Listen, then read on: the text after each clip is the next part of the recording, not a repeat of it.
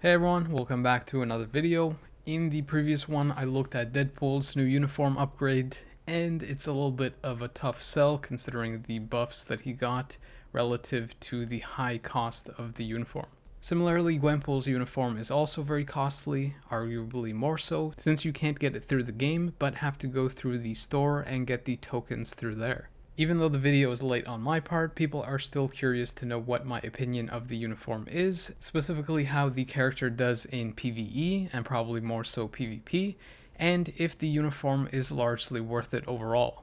If you've watched any other videos at this point, you might already know that she is really good in PvE, and is actually better than Deadpool. Deadpool hardly compares to her in terms of performance there, which is a little bit unfortunate considering that Deadpool is a native tier 2, whereas Gwenpool isn't. Just because Deadpool is a native tier 2 doesn't necessarily mean that he should be way better than Gwenpool, but it's pretty much the exact opposite, and even though Deadpool does excel a bit more in PvP, he isn't anything too special or even stand out there either. Hopefully the devs address that in some way, but this is a Gwenpool video, so on to the results of my testing. Before I decided to test Gwenpool's new uniform, I actually had the holiday uniform, which isn't really too much of a surprise, so I decided to see how that would compare to the new one. All the testing that I did with Gwenpool was with no damage proc and without her artifact. With that uniform, it took me about 4 minutes to do a stage 60 of Thanos, and with the new uniform, I did it 2 minutes faster in roughly 2 minutes. The most notable additions with this uniform is that she now gets chain hit damage, pierce damage, and even damage accumulation on her third skill. If you're wanting to build the character solely for PvE, which is what I suspect a lot of people might want to do, then I would probably recommend a CTP of Rage for her, though a CTP of Energy might also work, but because her skills are kind of long in duration, it might mess up your skill damage proc. What I mean by this is that certain skills, like the ultimate skill for example, might go past the 5-second mark, which could trigger the next proc and ultimately kind of delay the rotation and end up doing less damage overall. Besides that, the third skill kind of needs to be delayed canceled a little bit, which might trigger your proc early. I didn't really recommend a destruction, though you could potentially use that if you have a reforged one, because it would make her PvP potential ironically less useful. And this is mostly due to the fact that the destruction only goes up to 30% penetration to all sources, and since her uniform passive is at 100%, even though it excludes shields, the penetration from the destruction supersedes her uniform passive, meaning that the uniform passive would be useless. It's also quite unfortunate that the character doesn't have guaranteed crit in their kit, since it would synergize even better with the Rage, but what are you gonna do? Anyways, the character did so well even at T2 without the T3 skill that I had to up the stage to 99 and see how she would do there. And surprisingly enough, she did it quite well with about a minute left over. Before upgrading her, I also wanted to see how she would do versus opponents that can be affected by all defense down. So I tried her out with the old uniform first, which actually doesn't have all defense down, but it has 30% cold resistance decrease on the 5th skill, which pretty much works sort of like all defense down. So because of that, you can see that compared to that stage 60 of Thanos, where I finished with 1 minute remaining, I finished Proxima stage 99 2 minutes faster. With the new uniform, the character now trades that cold resistance down for all defense down, this time going from the 5th skill to the 4th skill, and goes up to as high as 50% and ignores immunity. Because of this and all the other buffs, I was able to complete this stage 40 seconds faster than with the previous uniform. The stat bump that the character gets once you are able to upgrade her is actually kind of standard now with some of the speed types that we've been getting, so it's around somewhere between 12,000 physical damage increase and around 25 to 27,000 HP increase. Or at least that's what it is for my stats.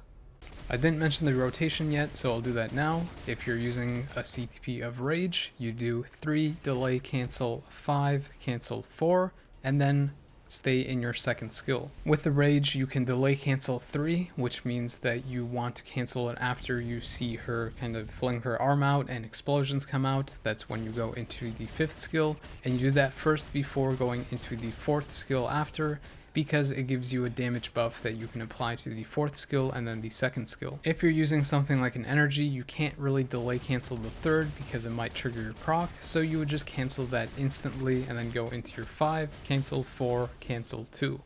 The ultimate skill actually does a massive amount of damage, which is why you see me complete stage 99 about a minute and 30 seconds faster, as opposed to the traditional 1 minute improvement with other T3s. With the T3 unlocked, the rotation is largely the same. The only thing that you do is replace the 2nd skill for the ultimate skill. So that means, again, the rotation for something like a rage would be 3 delay cancel, 5 cancel 4, cancel 6. With an energy, the rotation is largely the same, but like before, you just don't delay cancel 3 and cancel it right away for that accumulation. On the Proxima stage, you only see a 40-second improvement, but that's because it basically took me 40 seconds to complete the stage. That's obviously why I have to take her into World Boss Legend to see the raw damage, but before I test out her new uniform, again, I want to see how the old uniform compares. So I decided to test that out first using just a regular leadership from Elsa and no other supports. You can see that even though the old uniform is still a premium one, which requires tokens to unlock, I wasn't actually able to complete a stage 9 of Knull. I might have been able to if I kind of tightened up the rotation a little bit or played a little bit better, but still you can see that it takes the full 5 minutes to be able to do so, if I can even do that. With the latest uniform though, you can clearly see that it's better since I'm able to take out the same stage 2 minutes and 28 seconds faster, if not more so, since I wasn't able to complete the last stage with that uniform. By the way, if you've seen some of my other videos, a character that can complete stage 9 of Knull in under 3 minutes with no damage proc and no support is usually a good sign that that character is really strong in PvE. To show you just how strong the character is, I decided to take her into a stage 29 of Knull, using Wave's leadership and support, and Mystique's support. Funny enough, with no damage proc, I was able to complete this stage, and all without any Odins equipped or without her artifact, meaning that I should be able to push even higher stages if the requirements allow, and be able to complete it again with no damage proc. Just to give you an idea of how good that is, this is around the same stage that I was able to complete when Makkari came out, and she was fully loaded with Odins. If you want to get an idea of how much of a difference the type advantage makes, I have a full type 6 enhancement on her, and on a stage 30 of Mephisto, I was able to complete it with a full minute remaining, or roughly very close to it. That's pretty crazy if you ask me, since the Hawkeye videos, when I tested him, he was able to complete a stage 24 with a minute remaining, and Gwenpool can do that on a stage 30. Funny enough, I actually took her into a stage 32 after I finished testing, and I was still able to clear that with a good 30 seconds remaining. So if you're one of those players that really likes pushing in World Boss Legend, then Gwenpool will likely be a really good addition for you, but keep in mind that due to the restrictions of the higher stages, you won't actually be able to use Deadpool's lead with Gwenpool, which is a little bit ironic because the devs designed it so that his leadership works best with her. I haven't really heard much about people using Gwenpool in ABX, though I was able to score in the 8.2 million range with her. That's a pretty good sign since I was able to hit that same score with Hawkeye and Kate, and as you might know or maybe not, Kate does score in the 10 million range or higher with her uniform. That means that a fully built up Gwenpool should be able to score the same, and possibly even higher, I would suspect, though her skill cooldowns are kind of long and you can't really pair one rotation into the next, so that might be one reason why she might score a little bit lower than them. Now, if you're not really interested in PvE and want to know how she does in PvP, probably more so in Alliance Conquest, since she doesn't have that iframe ignore that's so sorely needed for her to be competitive in Timeline. The answer to that is that she is pretty good, but she does have some shortcomings. One of the things that makes her good is that she has decent skill priority. That means that skills like her 3, 4, and 5 have a little bit higher priority than most characters' skills, meaning that she'll go into them a little bit quicker or before them. And this is good because those skills in particular are all iframes for the most part, meaning that she can avoid damage. To add to that, these 3 skills do a pretty good amount of damage, and if the opponent cancels them in any way, the damage lingers and persists on, meaning that you can potentially stack them up on top of one another and one-shot the opponent. The AI generally focuses the 4th skill first, which is pretty good because it is an iframe, has that lingering damage, it gives you invincible, and it also has a lot of debuffs versus the opponent, like the paralysis, bleed, and burn. From there, the AI goes into the 5th skill, and then potentially back into the 4th skill if the opponent doesn't interrupt the 5th skill, or from the 5th skill can go into the 3rd skill. So it doesn't really matter too much because all of those skills do good damage, though if she goes into the 3rd skill, it's really beneficial for her because she gets that damage accumulation. You can see that her survival is actually pretty decent because of that guaranteed dodge, the iframes, the passive healing, the healing on her 4th, and the invincible that you get from the 4th as well. And besides this, one of the great things in her kit is obviously that she has that 100% chance to penetrate almost all sources with the exclusion of shielding. So tying in those last 2 points, some of the drawbacks that she faces are that penetration excludes the shielding effect, meaning that she can suffer versus certain characters like Warlock who have that 20 guard hit in their kit. This is one character that I was surprised she struggles against because she has the type advantage, but because Warlock has his own healing and that high guard hit, she does kind of struggle versus him, especially if he casts those and then goes into his long iframe skills. Another obvious drawback to her kit is that she doesn't have that iframe ignore, which actually would make her really strong for PvP, but I guess you need to balance her in some ways, since Deadpool would then fall really far behind. Another thing that I noticed is a bit lacking in her kit is her capability to heal, even though she does have that 5% heal when she's under 90%.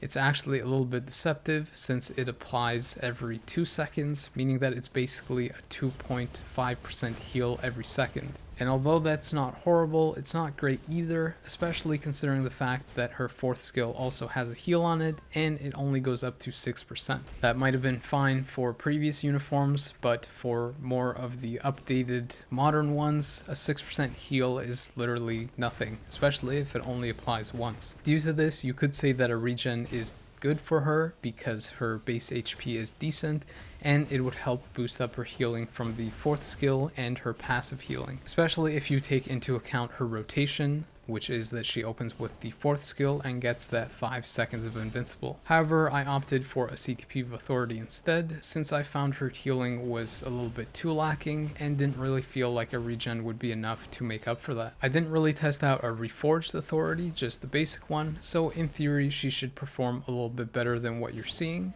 especially with that steel effect giving her some extra mitigation. But the Authority seemed to work pretty well, since if the opponent goes into iframes, she's basically just sitting there, and once you get to that 50% threshold, she'll start accumulating damage, meaning that any of her skills, specifically the 5, 4, and 3, can one-shot the opponent. As you saw from that last clip, she definitely has the capability of taking down a Doom, even potentially one-shotting them, but ultimately I died to Emma's Reflect because Gwenpool had so much damage out on the field. I would avoid using a CTP of Destruction on her because, like I mentioned earlier, that penetration from the Destruction will supersede the uniform passive, meaning that you will just get that 30% as opposed to getting that 100% with the exclusion of shielding. It could potentially make her more consistent versus characters like Warlock, but at the same time, you also lose out that 70% to penetrate everything else. In addition to that, her damage is already pretty good, as you saw from me being able to do stage 30 or higher of Mephisto with no damage proc, but if you really want to make the character a hybrid, then a CTP of Greed would likely be your best option, though you obviously would be leaning more on the PvP side than the PvE side with that build.